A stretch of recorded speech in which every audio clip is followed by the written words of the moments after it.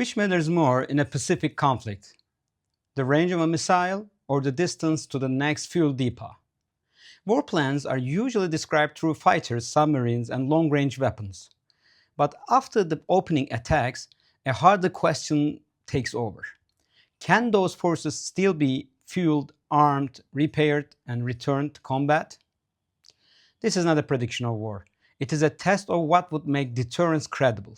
For the United States, the first problem is distance. Forces operating across the West Pacific will require a continuous flow of fuel, missiles, spare parts, and repair teams. Much of that burden moves by sea. In a major conflict, ports, depots, tankers, and supply ships would no longer be safe rear area assets. They would be part of the battlefield. Washington already acknowledges the weakness. The Pentagon's 2026 Pacific Deterrence Initiative says the current theater logistics posture requires improvement for contested operations. A 2026 review by the US Government Accountability Office was even more direct. The Defense Department had not yet acted on 11 recommendations concerning the storage and delivery of fuel in the Indo-Pacific. The second problem is dispersion.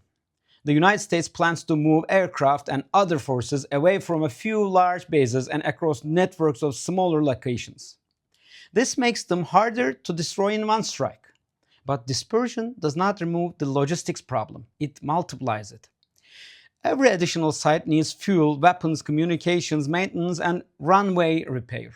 A force can survive the first attack and still become operationally irrelevant if its supply routes fail. China begins with a geographic advantage. Its mainland bases, ports, and industrial network are closer to the likely theater, while its missile forces can threaten regional logistics hubs. Yet, Beijing has its own vulnerability. A Taiwan operation would require sustained movement across water.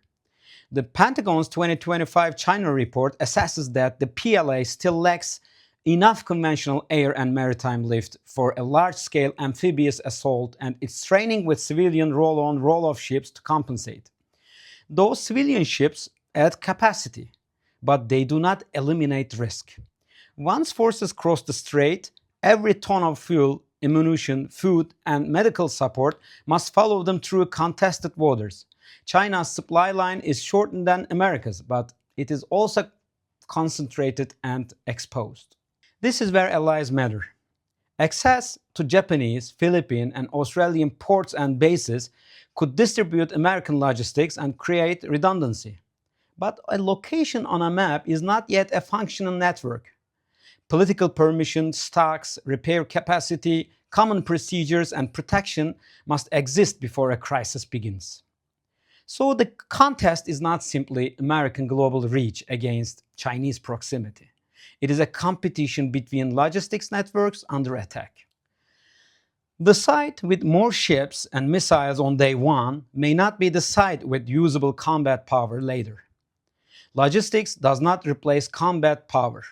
It determines whether combat power can return after the first sortie, reload after the first strike, and continue when the opening headlines are over. In a US-China conflict, the decisive platform may not be a destroyer or a bomber. It may be the tanker, port, and repair network that keeps them fighting.